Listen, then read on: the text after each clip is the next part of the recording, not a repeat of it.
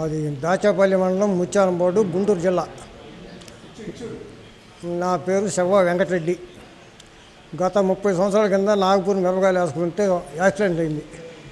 ఆ యాక్సిడెంట్లో కొద్దిగా గిలక దెబ్బతింది. ఎన్ని మందులు వాడినా తగ్గలేదు. అట్నే నొప్పులతో ఏదో మాత్రలు వేసుకుంటూ వస్తున్నా. తర్వాత ఈ మధ్యకాలంలో ఈ సెల్లులో చూసి నేను డైట్ పాటించా.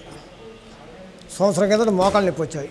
అది వంచి 2 నెలల కింద చూసా సెల్లు, పిల్లలు చూపెడితే చూసి డైట్ ఓపెన్ చేశా. మునగాకు, కరివేపాకు, పాలకూర, కరివేపాకు. సాయంత్రం భోజనం మానేసా. అయ్యో పళ్ళు తింటున్నా. పొద్దుజాము మధ్యాహ్నం పొద్దుజాము టిఫను, మధ్యాహ్నం భోజనం, సాయంత్రం పళ్ళు. అంతకుముందు 30 సంవత్సరాలు ఎలర్జీ ఉండేది, ఎవరికి కనపడదు.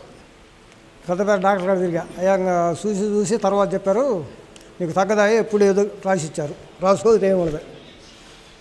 అది తగ్గిపోయింది. 30 సంవత్సరాల కింద కాలు నొప్పి తగ్గిపోయింది, దెబ్బ తగిలింది.